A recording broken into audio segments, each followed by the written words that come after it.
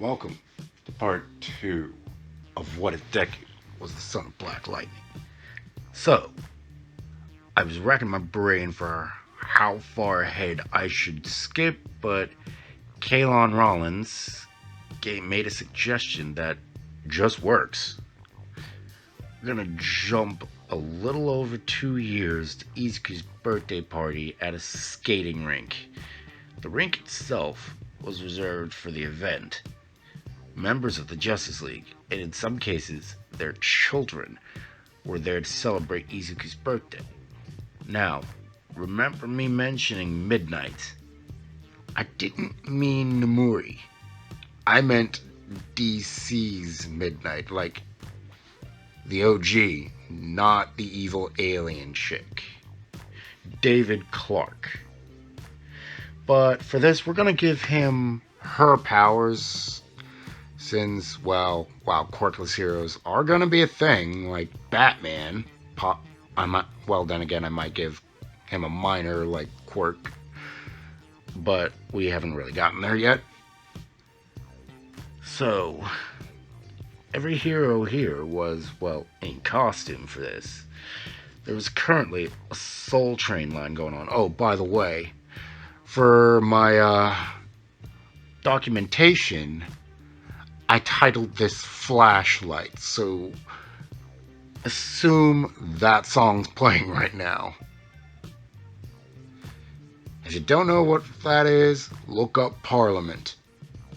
It's a nice little funk band. You won't be disappointed. Now then, imagine Superman and Batman dancing while skating. When it was time for Izuku to come on down, he could be seen dancing with Megan Morse and Nomuri Kayama. Yes, I aged MHA Midnight way down for this. She's about maybe 5 years older than Izuku, making her 10 to his 5. Megan, however, is Izuku's exact age. I'm taking a liberty here in saying that Clark adopted Nomuri after a case gone wrong. Her parents were immigrants that barely spoke the language, and Clark had no Japanese under his belt at the moment. He did, however, know Izuku did, and what better way to calm down a child than with another child? By the way, this is after he adopts her, not during the active case. He needed help with the language barrier, and to be more specific, Jefferson was helping him while Izuku focused on Nomuri. This happened about a year ago. The two got along famously. Woo! You go, little bro. Already juggling 2 pretty girls. Now, I know that's more of a Jennifer line, but this came from Anissa, believe it or not, who at this point had came out and was well received. The first person she came out to was Izuku, and all he had to say was, "Yeah, I know. Took you long enough to realize it," while he was embracing his hobby that I'll get into a little later. Nomuri goes to Anissa and starts beating on her. We all know she held her breath, right? Needless to say, both girls were blushing and Izuku just rolled his eyes. He knew he liked girls, but he's at the point where actual romance is barely considered. Now, what kind of Pierce family party would this be without Gambi? The answer is a bad one. Gambi could be seen entering the rink after exiting to his car to get his gift for Izuku. Happy birthday, my boy. Izuku's eyes went wide with joy. Gambi's gift was a full-on sewing kit with bolts of the finest fabric and a small piece of paper that said "Welcome to Gambi Outfitter." Izuku couldn't contain his excitement and hugged his godfather. "Thank you, Uncle Gambi." May as well tell you now, his hobby is clothing. And when I say clothing, I mean all clothing. He loves all forms of fashionable clothing. I'm not exactly trendy myself, but we're gonna say that Izuku is. He keeps a sketchbook on his person, and it's filled with various designs for suits, and dresses, and even hero costumes. He even designed the current suit that Superman is wearing. We're going with the new 52 design. If this wasn't his party, he'd go make something at once. Now, one of his friends, and well, Anissa's as well, through, how do I say this? It was more like the type that he made her as a friend, and then Anissa liked her enough to consider her a friend as well. Grace Choi, yes, I'm going there, had a wardrobe malfunction. Those pants were no match for her Amazon muscles. Come with me, I'll patch that up. Izuku smiled while saying that. He got to put his new toys to use. The two closed the door and shut the curtain. Grace took off her pants with no shame whatsoever. It was just Izuku. So, by the look of Anissa's little guest, I'd care to wager you haven't told her how you feel. Grace did a spit take. I don't know what you're... Izuku was giving Grace a deadpan stare. Jeez, kid. 5 going on 15, yeah? Izuku had a good sense for these things, and he really cared about Grace. Not to the point where I'd say, well, he was completely and utterly in love with her, but I'm gonna just flat out tell you, Grace is technically his first crush. That, well, he got utterly crushed with. But we'll get into that in a bit. At this point, she was just, well, his best friend, and he wanted her happy. What can I say? I know you. Here you go, Grace. With your quirk and heritage, I suggest having custom-made clothes. Otherwise, this will happen every time you accidentally flex. I can handle the clothing part, no problem.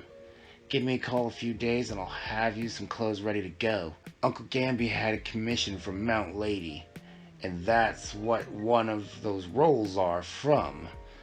I got you. You're my girl, after all. Like I said, when I say girl, I mean like friend.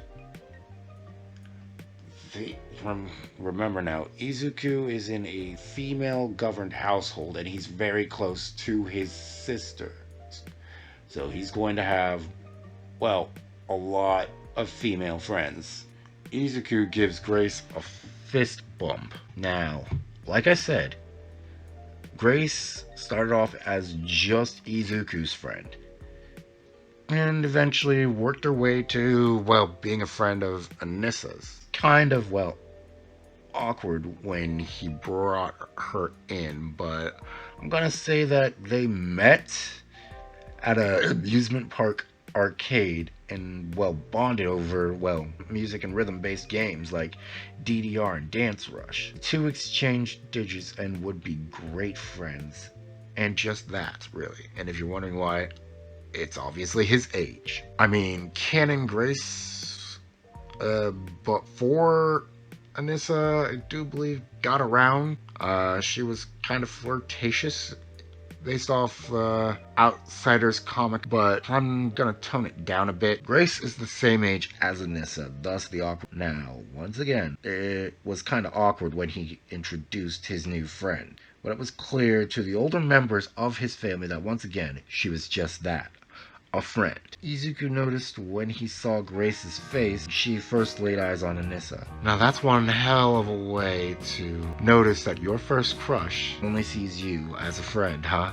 Now, unfortunately for Grace, Anissa was currently spoken for at the moment. But that was okay for now. She'd confess one day, but today ain't that day. Grace gave Izuku a quick kiss, nothing really romantic, to her at least. That wasn't just any old kiss for Izuku, however.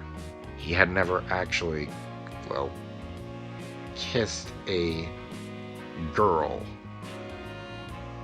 So that was his first kiss.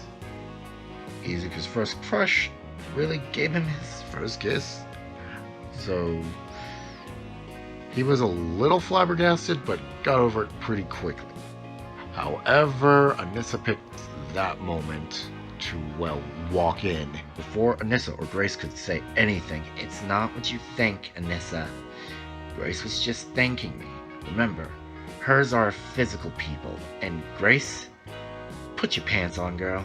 Izuku just skated out while grabbing Anissa with his quirk, or rather, her skates. "You got enough of a show there, sis. Let's go." Anissa would make a comment on how he got show as well, but once again, his age met a certain level of innocence. She wasn't an idiot and knew from the start that was merely a thanks. A few months later, Izuku started school. He was doing great. Really great, even. After he finished kindergarten, he was allowed to test into higher grades and could have gone to school with Anissa, but Jefferson and Lynn wanted him to slow it down and have a semi-normal life, so the 3rd grade is where he landed. He's in the same class as his sister Jennifer. Now come on, y'all. Izuku was well-spoken to begin with, so he'll behave. He was just happy that he got to be in class with his sister. "Jeez, Izuku, you're really smart. You know that, right?" Jennifer patted her brother on the back. "Thanks, Nei-chan." By the way, they're speaking in Japanese while eating lunch. Izuku made them both a protein-rich bento, and it was delicious. Well, I say Izuku, but it was more along the lines of Izuku in telling Lynn how to cook it. She didn't want Izuku to really hurt himself on the stove, and, well, he's kind of too small to reach this range at the moment. The two were enjoying their lunch when a specific hothead with something to prove picked on a blonde-haired kid. Come on now, I couldn't do a static story without these two. If you haven't figured out who they are, you will in a moment. Now, to be clear, said hothead is none other than Francis Stone, aka Hot Streak. He has his mother's maiden name, since his dad, who I'm taking a liberty with, ain't in the picture at the moment.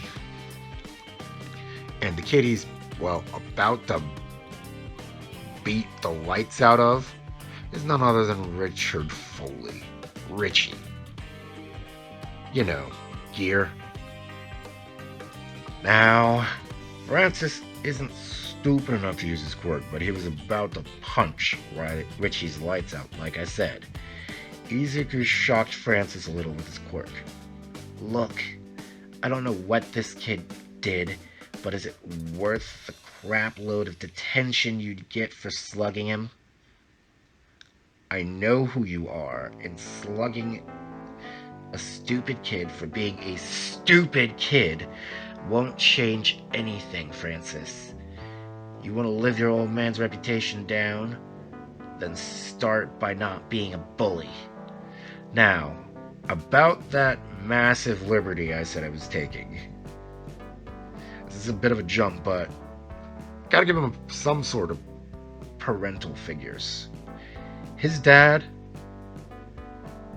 is none other than Heatwave, Mick Rory. Now, here's the thing. Mick's quirk is, he's sort of like Pyro. He can't create fire, but he can manipulate it. That's where the gun comes into hand. He can't create and manipulate like his son. Now, Mick was doing some serious time in the slammer, and was being a model prisoner. Richie had said something stupid about Mick, and that set Francis off. Izuku took Francis as far away from Richie as humanly possible, mostly by flying him on a metal plate and going to the roof. He'd get yelled at, but then praised later for defusing the situation. But back to Jennifer talking to Richie. "You know, for someone with an intelligence quirk, you are such a dummy. If not for my Toto, you would have been sporting a black eye or worse. Come on, stupid.